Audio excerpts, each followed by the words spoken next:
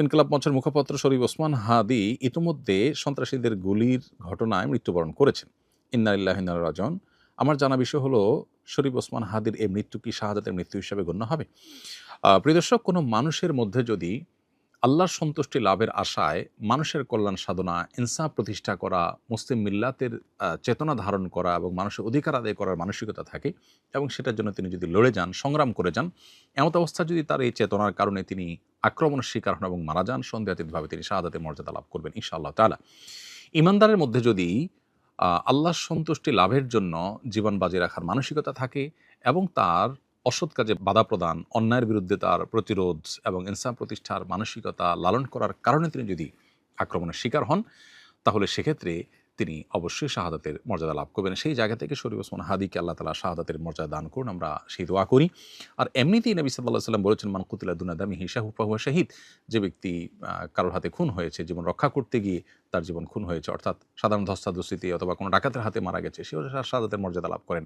তাহলে সেক্ষেত্রে দ্বীনের কথা বা মুসলিম মিল্লাতের কথা বা মুসলিম চেতনার কথা বা ইনসাফের কথা বা মানুষের অধিকারের কথা যদি কেউ বলতে যান মুসলিম হয়ে এবং আল্লাহর কাছ থেকে যদি বিনিময়ে আশা করেন, তাহলে তিনি অবশ্যই শাহাদাতের মর্যাদা লাভ করবেন।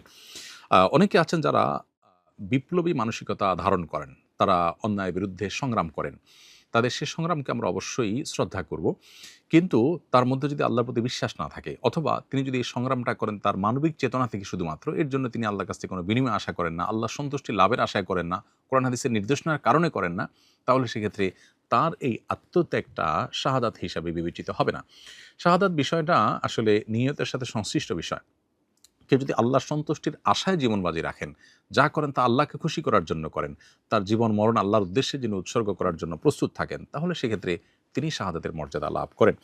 আমরা দোয়া করি শরীফ ওসমান হাদির সমস্ত ভুল ত্রুটি মাফ করে আল্লাহ তাআলা তাকে শাহাদাতের সর্বোচ্চ মাকাম দান করেন এবং তার সুখ সন্তপ্ত পরিবারকে সান্ত্বনা সইবার শক্তি নসিব করেন এবং সেই সাথে এখান থেকে অনুপ্রাণিত হয়ে আমাদেরকে আল্লাহর সন্তুষ্টির লাভের আশায় জীবন বাজি রাখার মানসিকতা আমাদেরকে ধারণ করার তৌফিক দান করুন। বস্তুবাদের এই পৃথিবীতে আমরা বেশিরভাগ মানুষ দুনিয়ার মোহে এতটা মোহাবিষ্ট হয়ে গেছি যে আমরা প্রত্যেকটা মানুষ শুধু বাঁচার জন্য সংগ্রাম করি এবং মরতেই যখন হবে তখন আল্লাহর রাহে আমি জীবন বাজি রেখে যেন মরতে পারি, আমি যেন অন্যায়ের বিরুদ্ধে কথা বলতে গিয়ে যেন আমার মৃত্যু হয়, আমার মৃত্যুটা যেন শাহাদাতের মৃত্যু হয়, আল্লাহর সন্তুষ্টি লাভের আশায় যেন আমি জীবন বাজি রাখতে পারি, সেই চিন্তা, সেই চেতনা আমাদের প্রত্যেকটা মানুষের মধ্যে থাকা দরকার, এজ এ ঈমানদার আমাদের মধ্যে থাকা দরকার। আল্লাহ রাব্বুল আলামিন শরীফ ওসমান হাদির ভালো গুণগুলো দিয়ে আমাদের তরুণ সমাজকে ভরে দিন এবং সেই তরুণ সমাজকে অন্যায়ের বিরুদ্ধে ইনসাফ প্রতিষ্ঠার জন্য, ন্যায় নিষ্ঠ হওয়ার জন্য এবং মুসলিম মিল্লাতের কল্যাণ সাধন করবার জন্য এবং আল্লাহর সন্তুষ্টির উদ্দেশ্যে মানবতার কল্যাণ সাধন করবার জন্য সবাইকে